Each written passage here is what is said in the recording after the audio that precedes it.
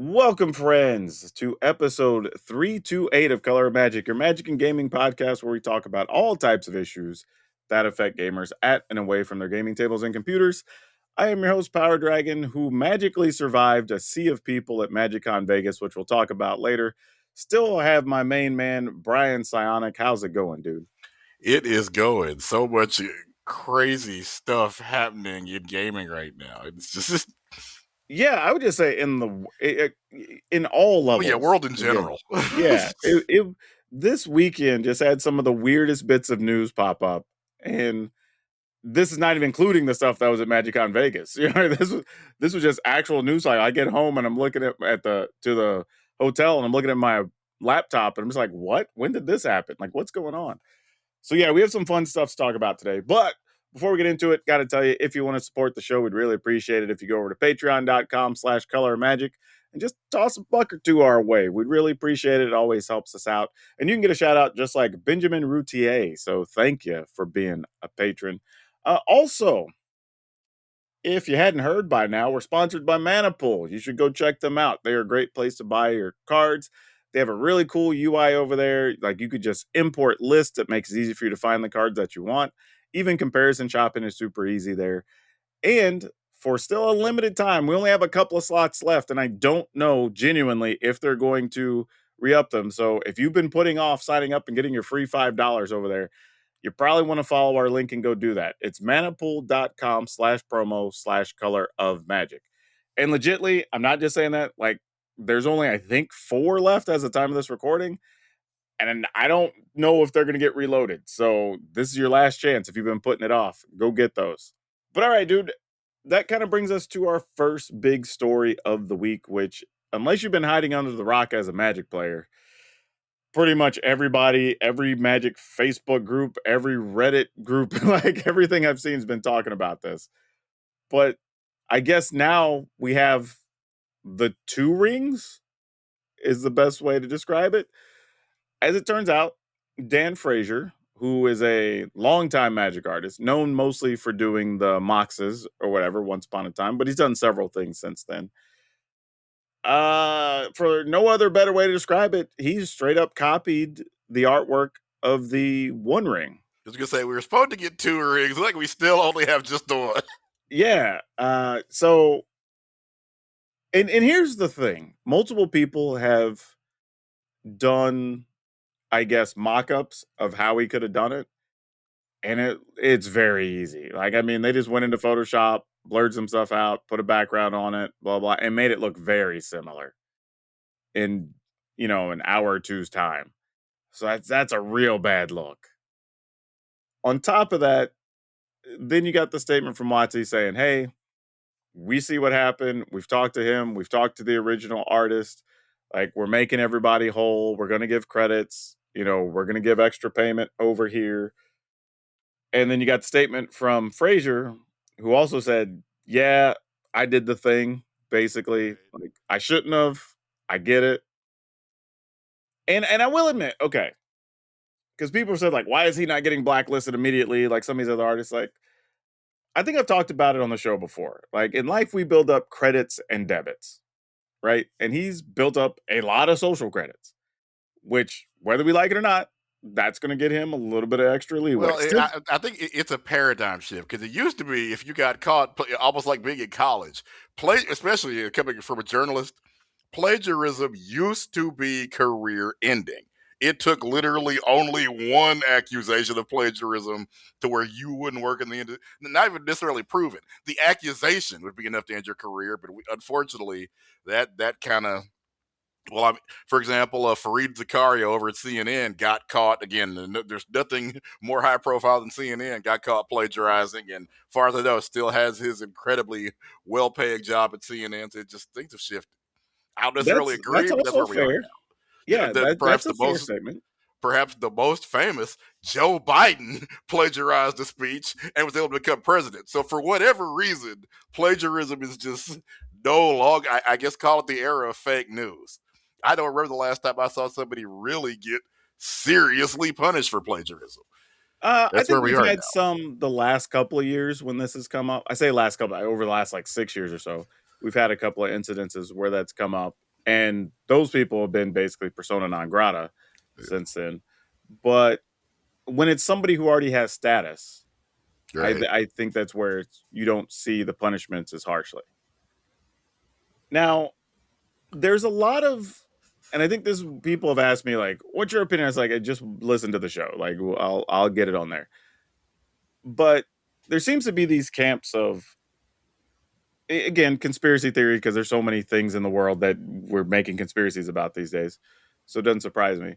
But a bunch of people feeling like, well, Wizards is trying to make Frazier the fall guy for a mistake they made or whatever. But, No, you know, and then this belief that like he agreed to be the fall guy and whatever. And I'm like, I don't know. Like, no, he admitted it. Like it's his mistake. I that's what mean, that's what I'm saying. Like, for him to come out and do that just because Wizards had asked him to, like, that's a weird line to go down, because he doesn't, I mean, when you make that statement, he doesn't know what the backlash is going to be yet, right?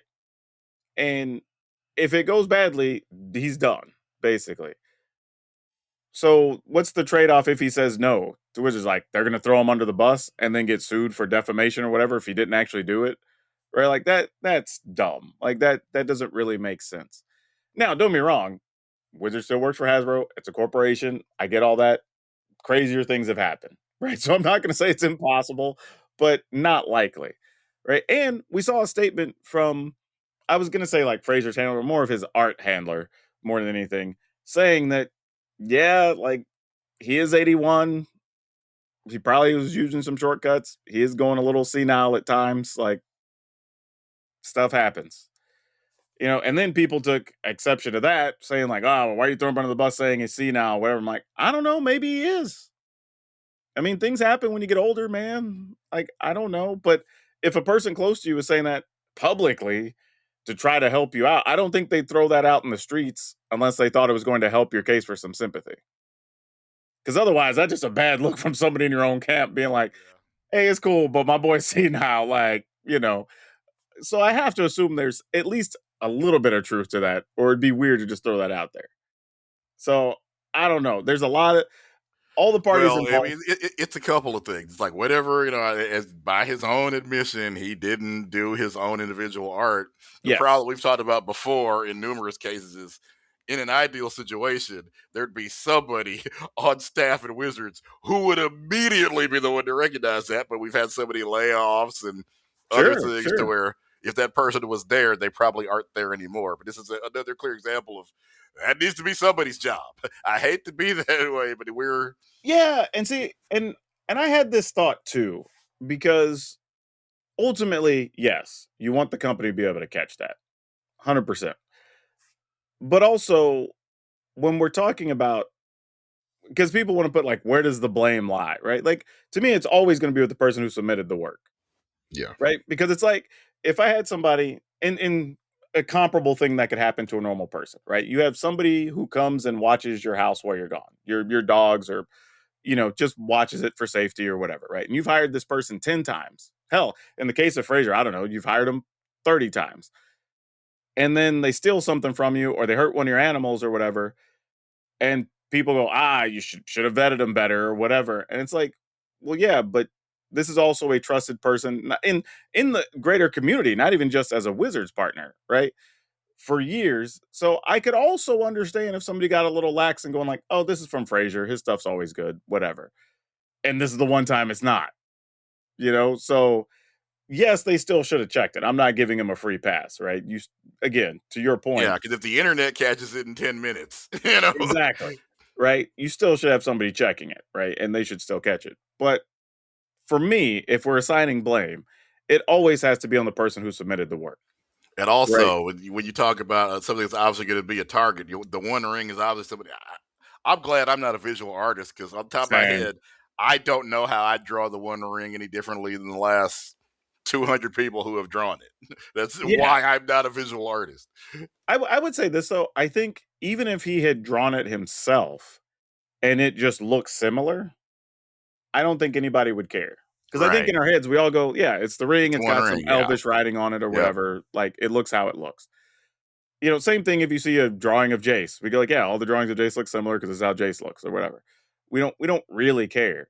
I think the problem is when you look at it it's literally the same thing. Like, even has Yeah, the same, like, reflective smudges and everything. Like, exactly. it's the same. Like, Even it's me, as somebody that, as I said, is not a visual artist, by no means an expert in art, can be like, "Yeah, you stole that, man." yeah, that's the part, right? Because again, if you truly use somebody else's thing as a reference, and you're like, okay, I like the way this looks. This is the best style looking One Ring I've seen, or whatever. I'm gonna model my stuff after that. Nobody's really gonna care, right? But when you look and the reflections are even exactly the same on it, it's like, so you literally just lifted the piece at that point and put a background on it and smudged some stuff out. Like that's a bad look, you know. And we saw it And I before. don't know if there are, because I'm sure there are directions from Wizards and from the Tolkien estate on what you can and cannot do. Because probably the easiest way would Sure. be to change the hand that it's in. But again, I know there are a million different things they can and cannot do with directives. And Yeah, yeah. I'm sure on some level, which is why they're going to look the same, right? Is and literally same thing happens in Magic. When you draw anything for a certain plane, goblins look this way. You know, if you have to do a Chandra planeswalker art, like she's got to have these accoutrements on her outfit. Like she wears this color thing, and you know, everything's decided. And that's okay, right? That's so there's consistency among the brand. and Totally off get the it. top of my head, I'm trying to remember exactly how many people actually handle the ring in The Hobbit, and it's probably, I feel like it's probably a small number with Bilbo, Yeah, Gollum, and then maybe a couple other people. I don't know. Frodo. Like I It's get, The Hobbit. Frodo ain't even yeah. born yet, Well, that's right? true. That's true. Oh, and Yeah, the Hobbit. Yeah, yeah, yeah. yeah, 'Cause this is The Hobbit, so yeah, I really there. I think the only people I can, and I'm sure somebody in the great Lord of the Rings fandom will immediately be able to tell me exactly how many. But I know the two primary people they're going to handle are going to be Bilbo and Gollum. yeah. So yeah, it's a tough one, right? And that's why I tell people like I'm not trying to just say give Wizards a free pass, right? Because again, you've had people shift positions, you've had people fired or leave, and blah blah. Like all of those are going to affect the ability to catch things like this in artwork, Yeah. and it's only going to get worse. You know what I mean? And we As can't give you a pass when you're the one that fired those people. yeah, exactly. So I want to be clear about that, right? But if you're asking me who's more at fault, it's always going to be the person who did the work and submitted the work. Like they're the one who caused the whole issue. Like I I'm gonna can't. say at this point, 50-50. There really is like being, to me, an editor on a news desk. Like, yes, obviously the journalist isn't supposed to make stuff up, but you're supposed to have somebody. And again, this is happening in journalism too, or for these people Sure. being laid off. If somebody writes a story that says, you know, hey, the mayor's been shot. Somebody this should be someone at the desk like, hey, I just talked to the mayor. He seemed okay. He didn't mention that, you know. Oh no, I agree. I agree. But it's hard for me. I don't know, maybe because I've had a bunch of employees and whatever. Like I don't know, but it's hard for me to say like, hey, look, you were the one we were trusting to do this job, and you submitted something that caused a chain of problems. Like you created this whole thing, and it's tough because again, in that Frazier is beloved. You know, like he had everybody's trust and whatever. And that's why I'm saying, like, part of me says I can almost understand if you have an employee who's trying to look at 1,000 pieces of artwork or whatever, and one comes from your trusted source that has done it, hell, I don't know, 50 times. I don't know how many pieces Fraser's done between all the promo stuff and whatever. And there's never been a problem before, and he knows how the system works. And if somebody is, you know, in their 80s, yeah, it's just going to be Yeah, even if nobody on their side puts it out, the big questions are going to come like, are they too old to be still doing this? It's sure, maybe. everybody except politicians has to answer the questions about, are you too old to still be doing your job? Bruh, tell me about it. But that's my issue. Is like I can get how somebody again, I using for myself because I thought about it on a personal level. I have people in my life that I have trusted for years. And if they did something that seemed obvious and bad to wrong me, part of me is gonna go like, well, they didn't do it the other 50 times. You know what I mean? Like, so I get it. Hell, we talked about it on the show. There's somebody we trusted, and turns out don't know if we should have been trusting them, you know? Like somebody who we shared holidays together and stuff, you know? And it's just like, how did I know, you know? So yeah, it's a tough one. It's a tough one. But yeah, I will say this. I would not be surprised, even though they didn't say it publicly, if we don't see Frazier get too many other gigs with Wizards at this point. Yeah, that seems like that's gonna just You quietly. know, It's sort of thing you don't announce. You just quietly yeah. don't ever use them again. And mostly, one, because of his age, but also it's one of those things that from both sides, you're not trying to make this bigger or worse than it is. You're not trying to besmirch anybody. So you just say, okay, here's the statement. And to be honest, they were fairly kind to Frazier in the statement. Yeah, definitely. It wasn't like they were like, we're gonna do this thing and there's gonna be these penalties. Like they were pretty, I don't know, I would say favoritive toward him, Definitely. honestly. So credit to them and their PR department. It's not like that's when people are saying, they're trying to throw him under the bus. Or I was like, it doesn't sound like they are though, No. right? Because again, if we use the ethics of even, let's say, 10, 15 years ago, plagiarism is cut the arm off if it offends you. It's how it used to be. They could Yeah. have done that, So we'll see. But Marta Nael was the original artist. Want to make sure their name's out there. And like I said, sounds like Wizards gone through, gonna make sure Nael gets paid and everything else. So that's all good. Which, in a way, good for Nael. You're getting credit for the same artwork you got to do last time. You're just getting Right. paid double on it. So This is congrats. again why even Yeah. if you think you saved yourself money, lay it off people that handle art. It's going to cost you more in the long run. Hey, on a separate note, we've seen multiple companies now come out and say that using AI is actually more expensive than it has been for them to use real humans. So that's a thing, but that's a discussion for another time. But yeah, man, I don't know. I think this is just one of those weird situations because every time we've seen this before, whether it was the person copying Donato Giancola's work or the person that had copied like the lion face or whatever it was, it always felt like an up and comer. This is the first time I think we've had it with an established, I was going to say magic artist, but established industry artist, Yeah. that has done stuff across multiple things. A legend, essentially. Yeah, effectively at this point. And I think that's what made it a bigger story and kind of put everybody in these weird spots trying to take sides and everything else. Because a lot of the stories been like, man, I've met this guy. He's super friendly. He's very sweet. He did this thing for our project. He helped us out and got us stuff for this convention, blah, blah. So, like, again, he's beloved in a lot of different circles in the community. So I get it why this is a hard topic for people and a hard conversation. Because, again, if there's somebody you love and trust or whatever, and then this happens, it puts you in a rough spot. It's like when your family member goes and does something crazy and you're just like, dude, why? Why are you putting me in this situation? That's sort of what it feels like for a lot of people. But okay.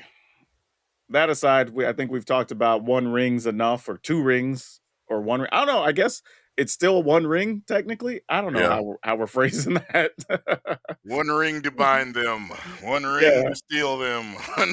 I guess so. I don't know. But let's get into the soapbox a little bit here.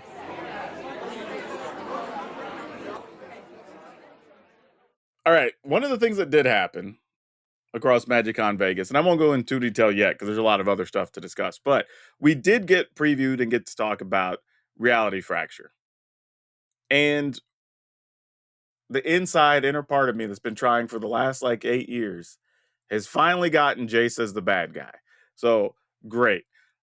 My problem though is I feel like we're not going to commit to him truly being the bad guy. Like, because I'm a big believer in if we're gonna let a character be bad, let them be bad, and let there be consequences for them being bad. Right? I tell people all the time. That's one of the reasons I like the show 24. Is the bad guys were real bad guys. If they said they were gonna do something, they had to deliver on it, and there were real consequences if you didn't stop them. And then any of the good guys that tried to go all vigilante or rogue or whatever, there was punishments for those characters. Right? So I appreciated that. Like, we got to just, if we're going to take the actions, we got to take what comes with it. Deep down inside, part of me says we're going to get to the end of this and we're going to have either a scenario of, oh, he made himself forget, so it's like none of this ever happened, or everybody's going to be like, well, he got over whatever the thing was and he's still our boy, even though he's trying to make alternate versions of them that are attacking them or whatever. I'm like, I don't know, man. If we at least did the thing of, hey, he's ostracized for a while, and he has to start this character journey to earn his way back, and he has to re-earn the trust of the Gate Watcher or whatever. Okay, cool. I'm down with that. Right? And I feel like wouldn't that almost be the first time they've done that? Who has anybody else been on that journey? No, which is why I'm cool with it, right? Why not do it now? Right? Because I think like this is essentially a comic book / movie. They're going to treat it the same way you treat. You're like, hey, remember when Scarlet Witch said no more mutants? And people, it's mentioned, but they're basically still cool with her. It is mentioned briefly, like, hey, didn't you almost wipe out mutant kind? Yeah, but you know, we good now. Yeah, that's true. That's true. Though Liliana was, you know, some of was that though supposed. was legitly them protecting literal family. Because at one point, I think Wolverine even said, like, it's cool, I can just take her. You know, and they were like, nah, dog, you ain't gonna let you take our daughter or whatever, you know, like so I get it. I get it. But yeah, I don't know. I like I said, if the consequence for me was even, hey, you're telling us you're over this, but we don't know if we can trust you yet, and you have to earn it back, I'm okay with that because then there's at least a punishment for the actions. But if we, like I said, we get done with this story arc and it's just, yeah, you know, you're our boy. We can't leave you out like that. Like, nah. Not just our boy, but Magic's literal poster boy. Exactly. I'm like, I don't know, man. Like, just call in to Fairy, let him fill in as the Blue Planeswalker for a while till Jace is on good terms again or something. I don't know. But there's gotta be a way. Because honestly, the set overall seems cool. Like, and the cards we've seen so far of like the alternate version stuff So look it really is neat. very much what we kind of thought. We're going into the Magic verse, basically. Yeah. And Kind of what if this had happened this way? yeah, I'm good with that. I think the set's gonna be fun. Having different versions of cards you've seen before is gonna be really cool. You know, I think there's a lot of neat ways they could do the reality fracture thing. Hell, inserts could even be cool. I Right? do love the reprint of Chandra Torch of Defiance is Chandra Chill of Compliance. Like Yeah, this. exactly. There's gonna be a lot of fun play on word stuff like that, I'm pretty sure. Like if they're all gonna be that much fun, maybe this is the set that sells more than anything ever. Ah, I don't think so. It I, is not no, buying it. No. no. And here's why. Because I think I'm not sure the numbers are quoted exactly, but I think Turtles was on pace to be like the fourth best selling Universes Beyond set. And I think that would still make it higher selling than the best selling Magic set. So you would Well, have surely this sells better than Turtles, right? I don't know. I mean, you would think Lorwyn or Strixhaven would have. And Strixhaven had the biggest pre-release they've had for an in-universe set, they said, since War of the Spark. I wouldn't have thought Strixhaven because I mean I know there probably are a lot of people where that's their favorite plane, but to me, yeah, really, you still has.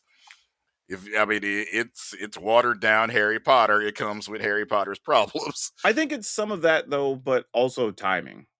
You know, because I think the only thing that stopped Turtles from selling more was the timing, being sandwiched between those two other sets with only, I think, like 7 weeks between each one of them on either side or something like that. So it's a budget thing for some people, it's a time thing for some people. And then, of course, there are people that do genuinely like sets like Strixhaven where they can identify with a color type or a color pair or whatever, That right? is definitely true. That's why Ravnica always works so well, right? Except for when you do Yeah, Fall so when Out you turn Manor into because a murder mystery, yeah. yeah, because you didn't really make the different guilds matter, right? But that's also one of the issues I've talked about before that makes it tough for Magic as a brand outside of the game because we don't identify with characters or story pieces or whatever. We identify with strategies and color types. Well, That's some kind of us identify with characters. of, sure, yeah, but I'm saying if I Not the walk in and ask majority. people, yeah, they're gonna say, "Oh, I like playing blue cards or red, or I like Boros or whatever." Right? That's usually what you hear from people. And I think that's a thing that probably plays in the favor of something like Strixhaven, right? Of your 5 different schools and everything else, and the mechanics are easy to understand and all that. But yeah, I don't know, man. I think this set is going to do very well. But we also said when the year started, if you looked across the calendar, I don't think there's a bad selling set in the bunch. I think this year is going to be very good. But yeah, man, I don't know. For me, it was just, hey, can you just let him be the bad guy for real? Like, hell, I don't know. Maybe we find out he goes complete crazy, and because he does this whole split world thing, we lose a character in the process. So he is a real In bad fairness, guy. what magic character is ever really punished? Yeah, like the closest thing we Does have. Magic even have an established prison where they put criminals, like Yeah, in the technically right Arkham? now Or we have like the reality realm, or is it the thought realm or something? Whatever it's called. Wherever they went to imprison Nicol Bolas or whatever. It's like their negative zone or something. okay, Like that's the and only other thing. than Ballers, who else is in there? His brother, Ugin, that's it. Them are the two. Yeah, that's what I'm saying. Like, so Yeah, no, Liliana not only was not punished, she apparently became a professor at Strixhaven. yeah, after making deals with demons and blah blah the Yeah, whole so nine she's yards, teaching right? other people apparently how they should play Planeswalk. So yeah, nobody other than I guess dragons pays any though, real consequences for their actions around here. though I did see something cool. We finally have Garrick back after hell. I don't know. Last time we saw Garrick was Yeah, it's been during a the minute. story of the first Wilds of Eldraine, I think. Yeah, Was the last time, or yeah, I think that's it. The first time we were in Eldraine, we hadn't even seen a peep of him since then. So it's kind of cool to be like, oh, not only are we going to get Garrick, we'll probably get alternate Garrick, which is pretty cool. But yeah, that's my or biggest yeah, I thing. guess alternate Garrick will hate animals or something. Yeah, I don't know. I don't know. The current Garrick is apparently like a mentor, stepfather to the twins or whatever, and it's a whole thing. So I don't know. But my biggest thing is just let bad guys be bad guys, right? If we're gonna, you know what it is, wrestling fans get it. It's like when we did the heel turn with the New Day and we wasted it. You know what I mean? Like if you're gonna let a character turn bad and you're gonna go, oh, this is a big moment, this is it, first time we're doing a thing, and everybody's into it. Cool, let them be bad and let it be a payoff. But we don't, and then it sucks. It makes it feel like turning them bad didn't do anything, right? It just okay, so we did it for a quick story and a moment, but then it was meaningless. That's sort of what I feel like this might turn out to be, and I'm hoping it doesn't. I I absolutely believe at the end of this will be like, oh, his memory got wiped out. He either didn't. It literally may not even be him that did this. It may be some multiverse version of Jace, the that theorist or whatever. yeah, yeah, I don't know. But bro, If it was at least like we found out, like I don't know, this whole time Bolas found a way to manipulate Jace or something. Okay, maybe. All right, fine. Then it yeah, wasn't Jace being Jace; it was Bolas controlling him. All right, that's the fine. thing they might do. Like I could at least get behind that because we The still, devil made me do it. yeah, yeah, maybe. Parallax for the Green Lantern fans out there. Yeah, exactly. There's all these correlations we're making, which is so like, dude, we are such nerds. It's so funny. But yeah, I just hope when we get to this, whatever, 8 months from now or whatever, I'm sitting here going like, hey, we at least got a good bad guy moment. I want to be wrong about this. But okay, that aside, let's talk about what we learned this week because there's a couple of really interesting things, and I think these are both very positive that people should really be into. The first is there's always somebody saying, like, oh, Magic's too expensive, or competitive decks are too pricey, or I don't know how to build a cheap standard deck or whatever. Well, guess what? Somebody solved that problem for you. We saw this past week a mono black aggro deck in a standard event finish top 4 in a Magic Online tournament. And I believe the total was like under $25 for the whole deck. Like that's pretty budget. Yeah, You ain't get that's your as good as it's gonna get. yeah, because in any card game, if you tell me a deck's under 100, I'm like, all right. If you tell me under hell, probably even 50, I'm still like, that's still pretty good. Right. Under 25, like That would have no, been unheard of probably a decade or better ever. ago. Yeah, like that's a couple of weeks worth of allowance for some kids to go pick up a whole That's Magic deck. budget right You know? there. Yeah, I got no complaints about this, and it's a cool deck. I mean, nothing super crazy. We You spend know, more than that if me and Tish go to McDonald's for lunch, basically. exactly. Hell, you go out and eat anywhere these days. Yeah. But the deck has Dream Thieves, Forsaken Miner, Deep Cavern Bats, Gatekeeper of Malakir, Timeline Color, Thoughtstalker Warlock, which is funny because that normally gets played in Lizard decks, but this is just, an aggro deck using it for discard. Shoot the Sheriff and Strategic Betrayal as the key removal cards. It plays the Hilder Blade as an artifact equipment, I believe. Dark Knight's great sword, also another thing to pump your guys, and then some mudflat villages to get some extra cards, and then 16 swamps. That's the deck. And it's almost all commons and uncommons. Like, good job, man. Like that's literally all I can say. Just good job. Even in, and I'm pretty sure that total includes the 15 card sideboard, by the way. That's crazy. Yeah. So I'm like, you can't get cheaper than that. So I figured if there's anything to talk about, like what did we learn? You can still build cheap decks to play with.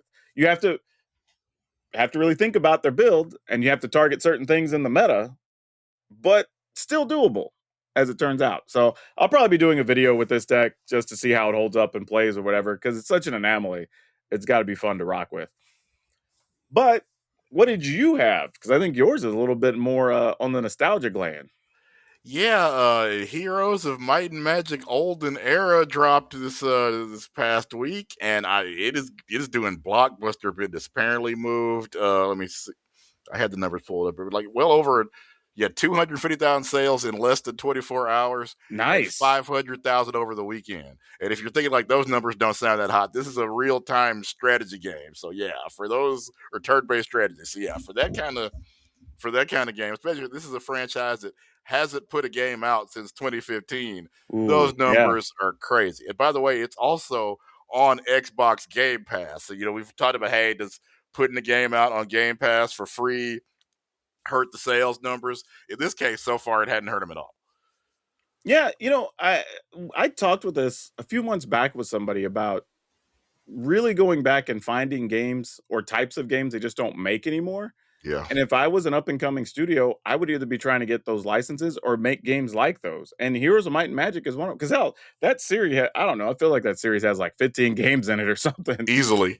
But they almost don't make those types of games anymore. So you have a whole generation of gamers over the last, hell, probably even 15 or 20 years that haven't really played one of them.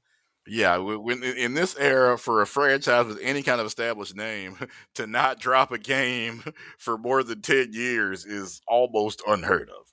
Yeah. So it kind of makes sense to me because the games were already good.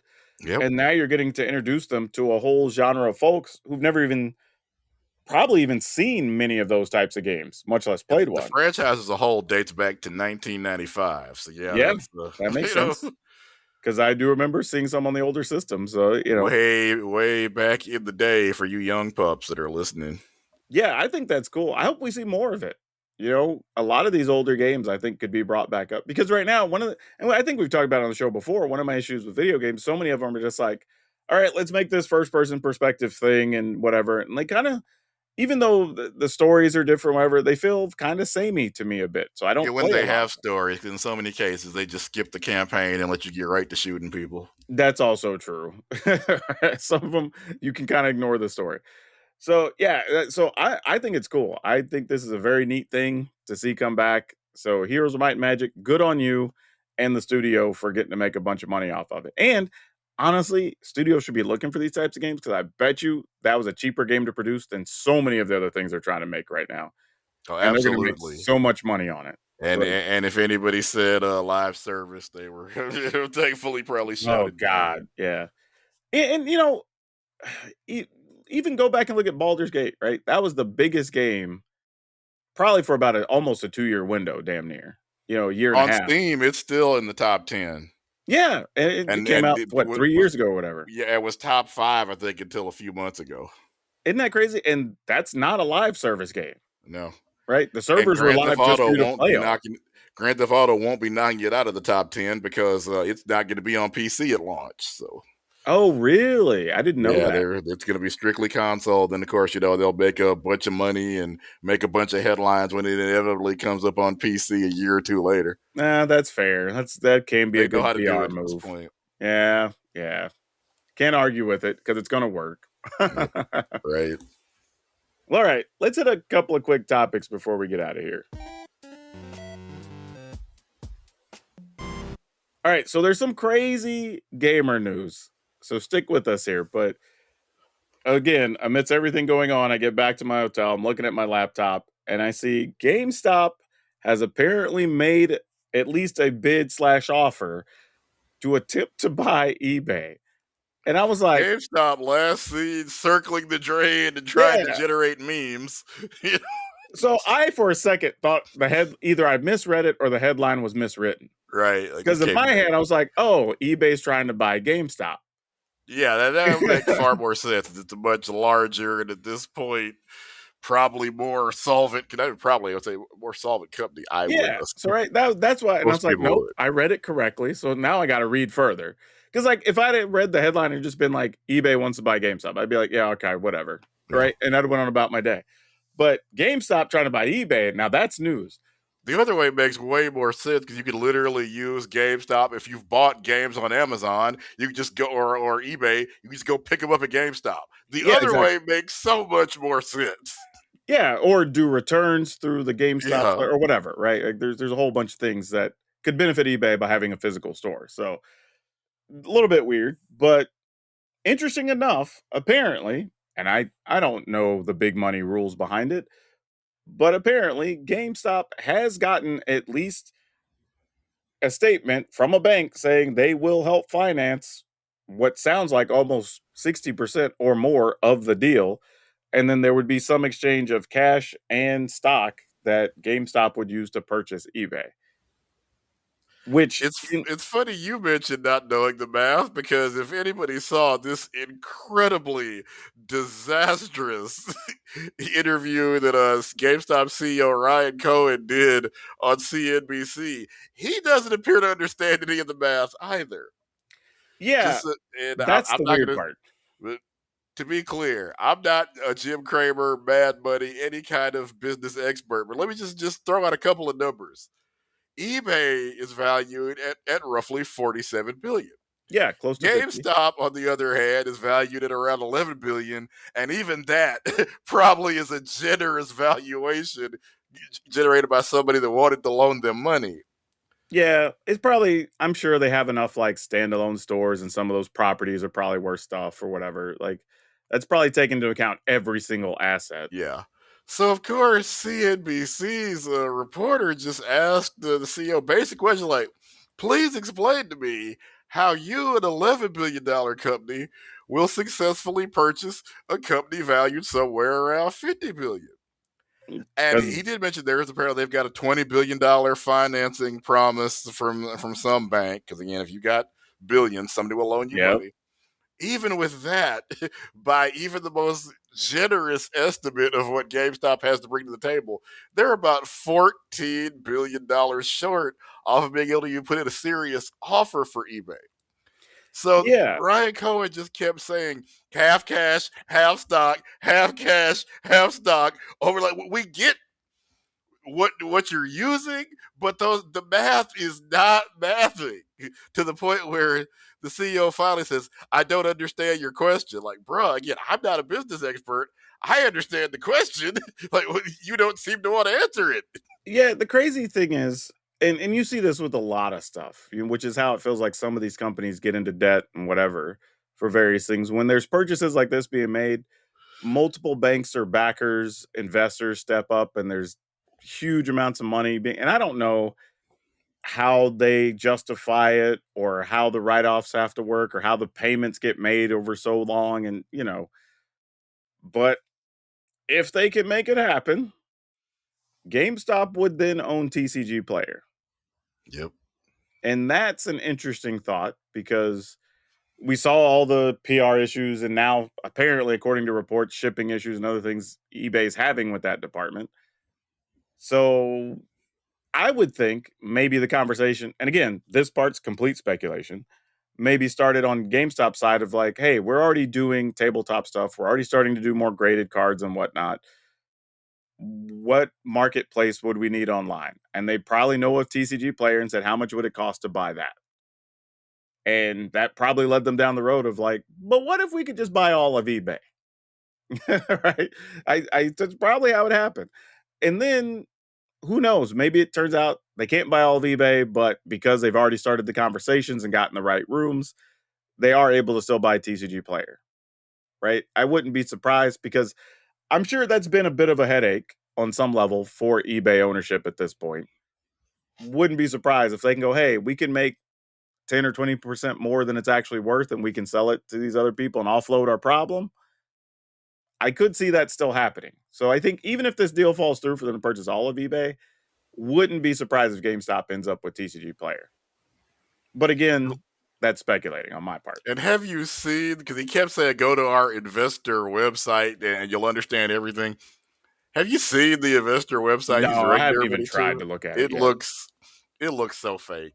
It's just, it doesn't, it does nothing certainly to inspire confidence. It just makes you face palm even harder that this is a thing that is happening. But again, Mhm. in America as it stands, I can't tell you GameStop won't end up with eBay because it just Agreed. That's been my point the whole time. People are like, well, GameStop's not as big as eBay. I'm like, bruh, business on the top end in the US right now is dumb, and there's a lot of backroom deals.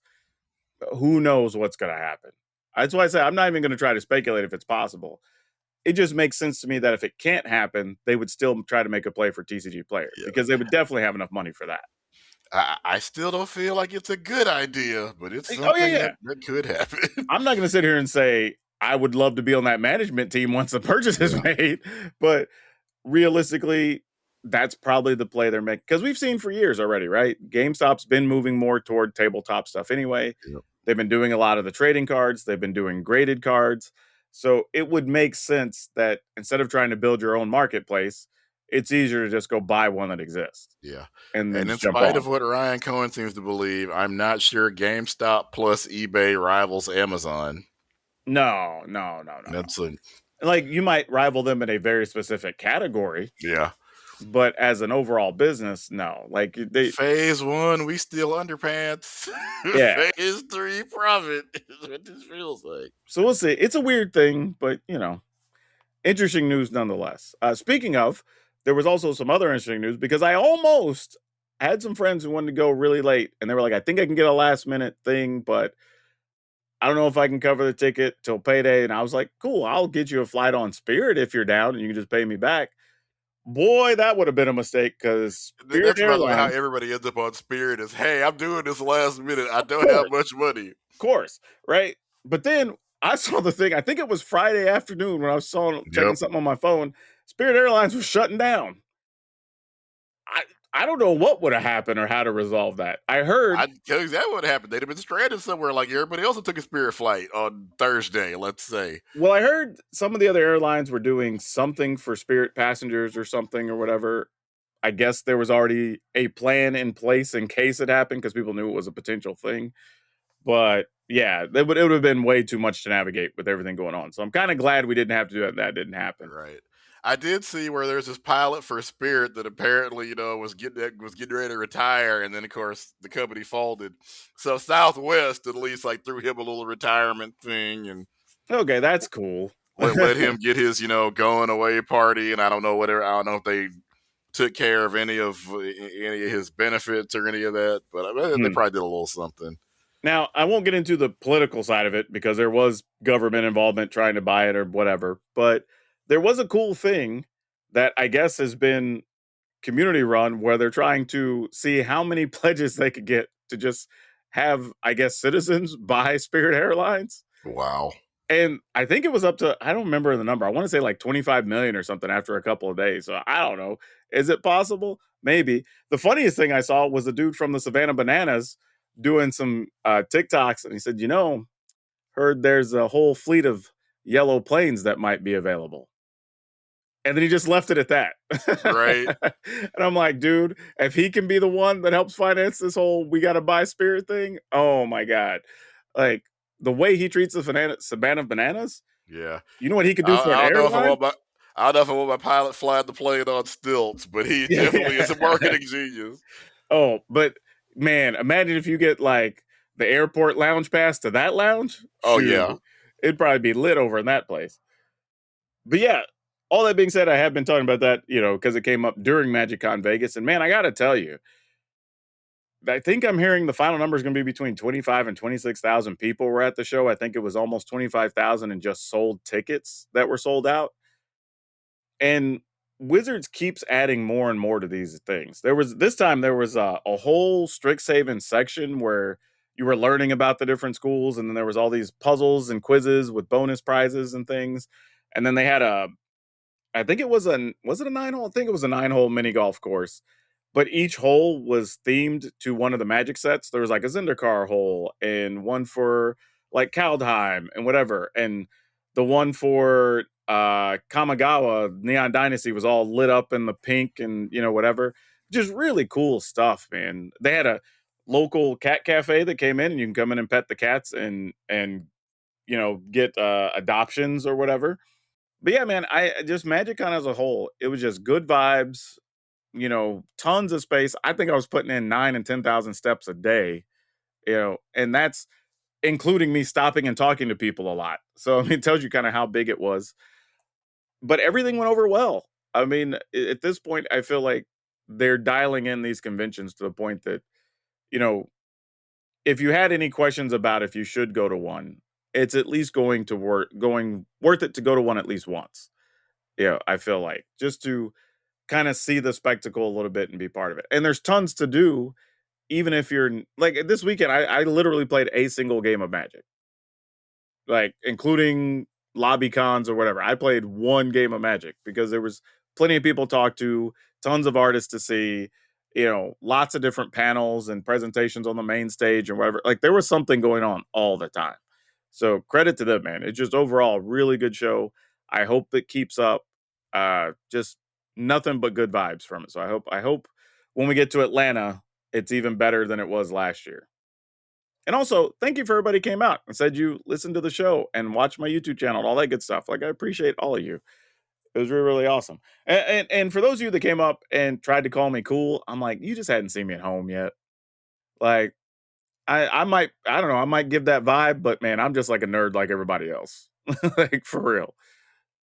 But all right, Brian, why don't you tell everybody where they can find you when we're not doing the show? All right, you can see me over on Age of Wagers on YouTube. And we talked earlier about free money. I just came off of a 10-game winning streak. So, hey, if you like money. Oh, how much did that earn you? Oh, God, let me see. Because I'm sure 10 games has to be good for something. Yeah, like I said, there was one hit contest I hit that was 50, and from there, just kind of nice. a bunch of hits for 20 or 30 here and there. And of course, that is those were all one picks. For most parlays, you need at least two things unless you're doing prediction markets, and then don't maybe break out the charts and the pie graphs. But yeah, if you haven't subscribed or followed, I really hope you do. But you can find me over at PowrDragn, PowrDragn. And my goodness, there's going to be a bunch of stuff coming down the pipe. And I even, hopefully, will cross my fingers that I put in an email to try to get a very fun exclusive interview. So we'll see if that happens. Okay. But as always, wherever you're watching or listening, good morning, good afternoon, good evening, and good night. Please remember to take care of yourselves and your family. Remember to be awesome. And most importantly, be awesome to each other.